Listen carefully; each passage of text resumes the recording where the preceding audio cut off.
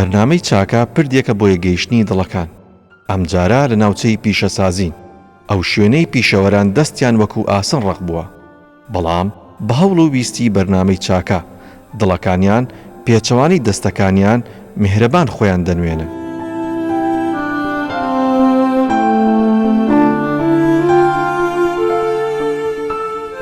چۆنیت؟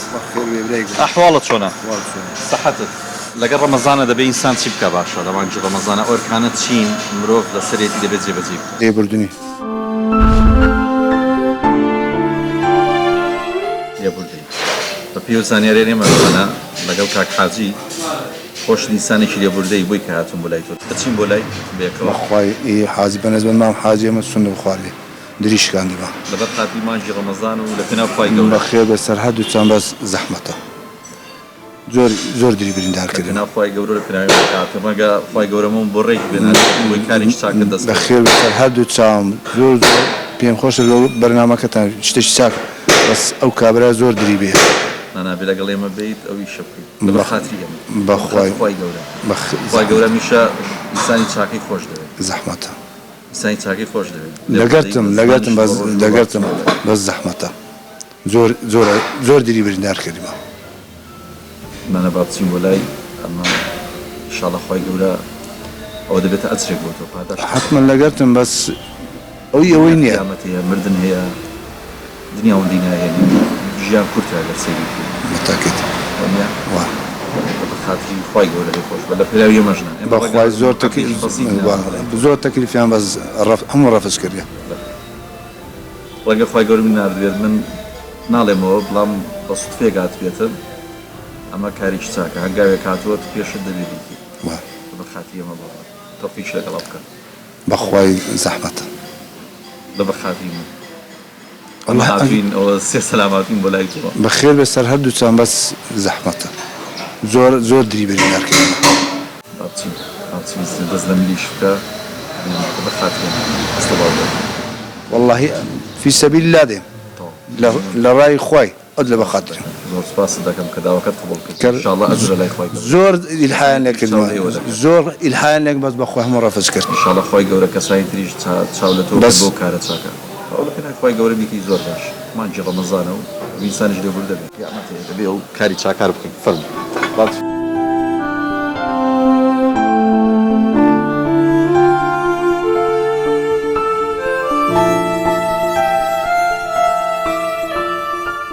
کاک حاجی سلام علیکم. بەخێر بێستەر هەردوو چاو هات بۆ لای تۆ.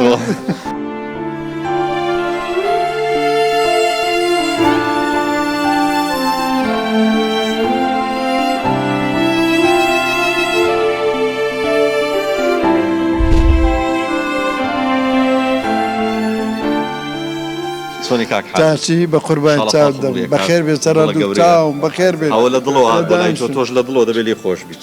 ئەوە لە چی لێ بکەم؟ لە دڵەوە لە یەکتری خۆش بیت.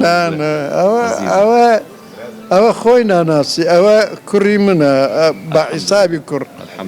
ئەمن هەموو دنیا دەزانی لە 50 جێ گوتیتم زەکەریای کوڕم لێرە نییە ئەوە ئی منە.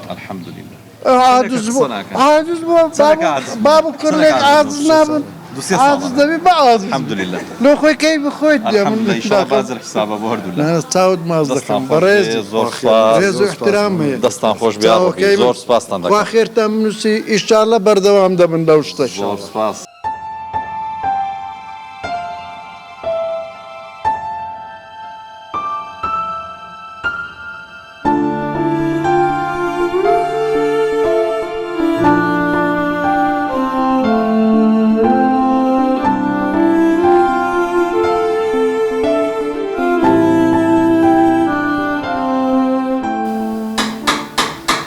السلام عليكم.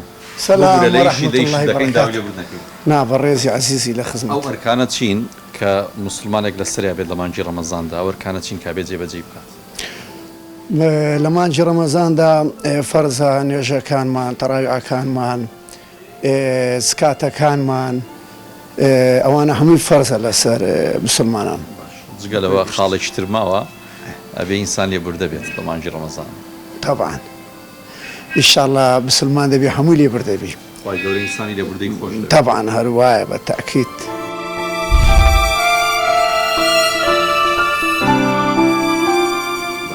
پێ و زانیارێنی ئێمە هەمانە لەگەڵ کەسێکە کە زۆر ڕەفیق و برادرە بووە ڕەنگە چەند ساڵێکش بێکەوە ئیشتان کرد بێت پێم وایە ماوەی چنێکە بینت نییە لەگەڵێ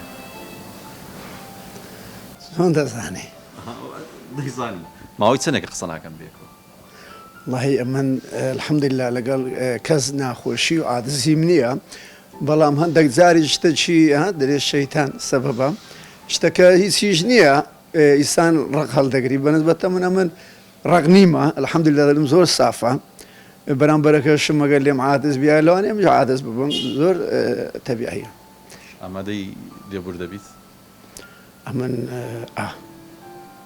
نزیکە لێرەوە یان پێم وایە هەندێک دوور ئیسانی لێبوردا خوش خۆشی دەوێت بچینە لای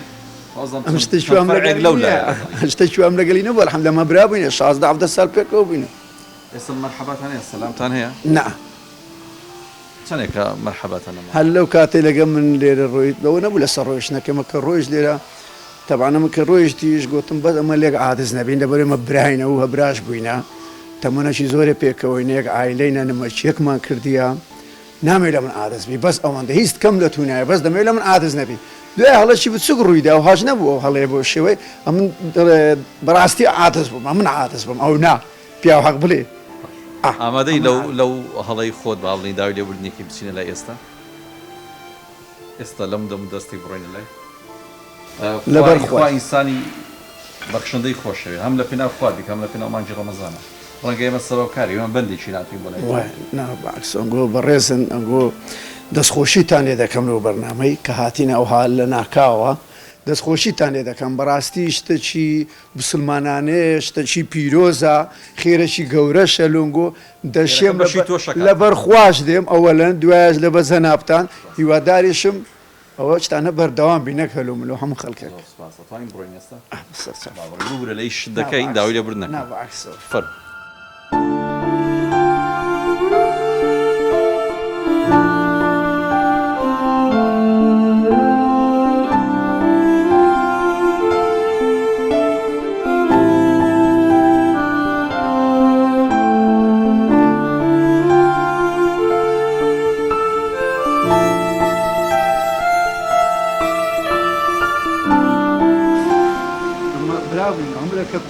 کاک حاجی سلام علیکم علیکم السلام خێرت بنووسێ سەد بۆ نایە